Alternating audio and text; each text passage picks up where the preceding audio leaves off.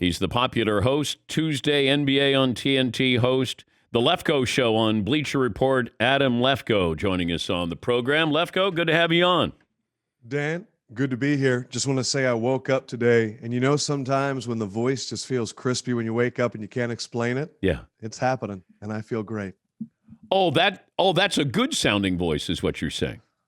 I mean, I was getting ready to say that you had a top 5 voice of all time, and I was hoping to one day stand in the shadow of that voice. But seeing as how you're attacking today, Yes, yeah. Thanks, Dan. Good to see you as well. Is that a cranberry velour shirt? Sweatshirt? Is that velvet? Cranberry is an interesting use of the word maroon. It is. It's very soft. I wanted you to think that I had either expensive pajamas or I just have a strong sweater game. It's kind of a Merlot. You're wearing you're walking Merlot. Yeah, for me it's more of a Pinot Noir. Okay. Okay. But Merlot's nice. And I like. By the way, that Traeger read earlier. Thank you. I almost bought a Traeger grill. I did. Was it that good? I mean, convincing? You can make cocktails on it? Yes, you can. I was like, this is incredible. We've made cocktails. We've made pies on there. And then you can make anything you want, really. Wow. Yeah. Incredible. But you're Amazing. a big time. I mean, you should be able to afford a Traeger grill. I have never lived in a place in which a grill could exist. Oh. I've either been in New York for 8 years. I'm currently in an Airbnb in Atlanta. I don't know what it's like to have a yard, Dan. I'm not an adult yet. It's an issue. And you went with the turtleneck. You're rocking the turtleneck. Thoughts? Is that it? I like it. I'm just worried about turtleneck late March, early April in Atlanta. I kind of came into it and I said, Ernie in that chair has taken bow ties and made it iconic. Mm-hmm. And the last thing I wanted to do was to be another suit and tie. Okay. That's over. And I kind of looked around and I said, when I think back to my college experience, who was the creepiest person? Oh, the old guy that comes back in a turtleneck. And I tried to channel that. I'm just having fun. And the greatest thing with NBA on TNT is that people feel comfortable insulting you. And then I get the opportunity to clap back at them, which has been very enjoyable. All right. Did anything change yesterday in the NBA as far as seismic shift, the power rankings there? For me, the team that caught my attention the most, maybe surprisingly, was the Denver Nuggets. I really thought the Denver Nuggets were going to have a big second half, mainly because they had so much depth that was hurt in the first half. And when I looked at them, I was like, Nikola Jokic has been carrying this team by himself, 12, 13 triple doubles, but now he has athleticism and size around him. Aaron Gordon, JaVale McGee, Jokic's ability to pass, that two-man game now with Aaron Gordon. I don't need you to dribble. Go run at the hoop. Jokic is going to hit you. But when they lost Jeremy Grant, when they lost Plumlee last year, that along with Jamal Murray and Jokic gave a lot of depth. And it really seems like the NBA went, Anthony Davis is a ways away, according to Frank Vogel, and LeBron James, we don't see him get hurt that often. It was as if everybody woke up. Denver caught my attention because now I think they have the athletic bigs. And when I look at the Clippers, they don't have the bigs. When I look at the Lakers, Gasol's still trying to work on his conditioning. They don't really have the bigs right now. So Denver really caught my attention. And I always wondered that, though, Adam, if somebody was going to be like counterintuitive of, hey, we can't match you with this, so we need you to try to match what we do. Now you deal with us as opposed to us trying to be like everybody else in the NBA. Is that what Denver's doing? Sure does seem like it. I like the fact that there was a number of teams that maximized the short window of their stars and were honest about it. Don't wait for Gary Trent Jr. to become Norman Powell. Get Norman Powell. Don't wait for Zach LaVine to maybe get to free agency and go, I wonder what it would be like to be with an athletic big. Get Vucevic, put him out there. And so for Denver, they're like, we don't think last year was a fluke. We don't think that the Jamal Murray that we saw in the bubble all of a sudden went away. It's funny. The bubble guys are starting to come back. Jamal Murray's starting to come back. Tyler Hero's starting to come back. We forget that they had like 3 weeks between the end of the bubble and the regular season. We're like, why isn't this continuing? So I don't think Denver was a flash in the pan, and I think let's get some athletes around Jokic and make it easier for him. I mentioned this about 30 minutes ago. Can you remember a player who averages 4 points a game and gets as much attention as Rajon Rondo does? I thought you were going to talk about Kelly Olynyk. I thought you were going to say, you ever see someone get 4 points a game, they get traded for like a former all-star? Rondo has so much respect from every NBA player. When that trade, because let's be honest, Shaq gets out there, I need a list of the trades so he can look at them, and he goes, oh, Rondo?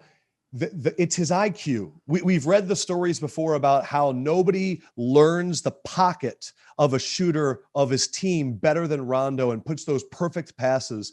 The leadership, that's the reason they brought him to Atlanta, was to mentor Trey. And the whole experience with the coach there didn't work out.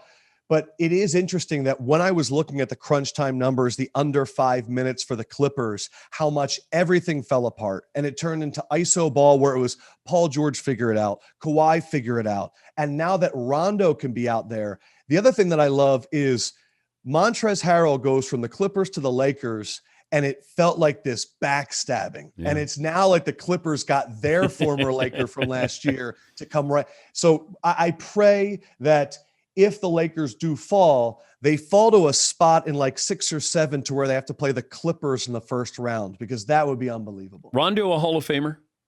Oh, man.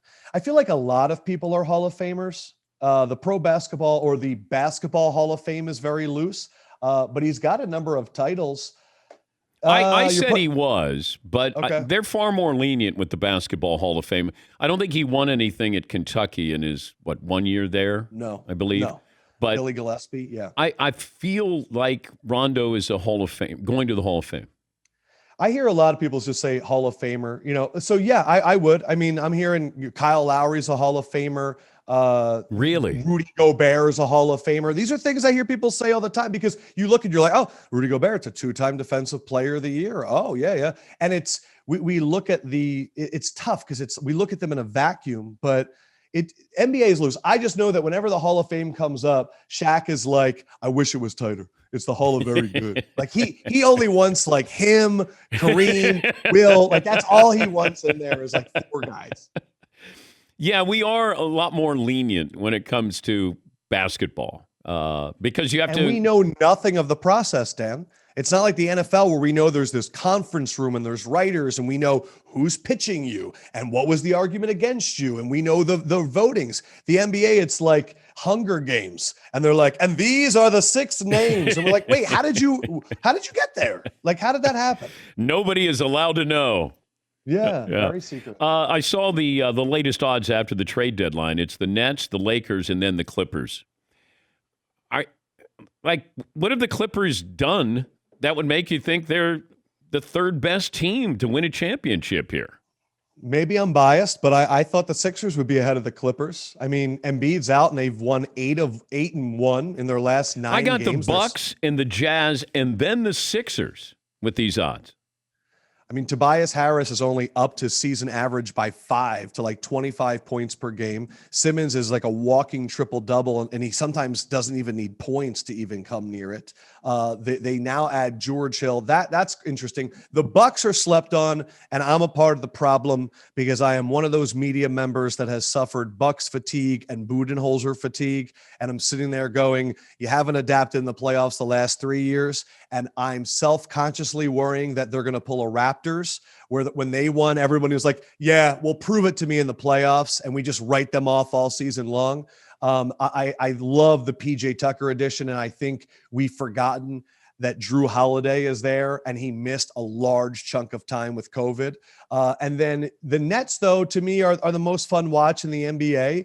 And at the end of the day, we can look at odds, but I think they're the best team in the NBA because you have Harden, Kyrie, and Durant.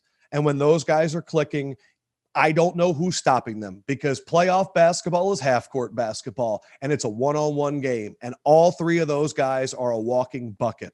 But the Lakers, I have a real concern with. If Anthony Davis has a calf strain, which is the same injury that Kevin Durant had before he popped his Achilles, we cannot take it lightly because it's also a mental thing. For LeBron, he has played 93% of the games that his teams have had. He has missed, I think in his career, 104 games. He has played almost 50,000 minutes and missed 104 games. And not all those were injuries. A lot of those were just, let's get some rest on the second half of a back-to-back. And so when he went down writhing in pain, it is open. But yeah, I'm with you with the Clippers where I go, okay, where's the big guy that's going to defend Embiid if he's there, or defend if the Nets end up pulling anybody else, or Anthony Davis if he's healthy.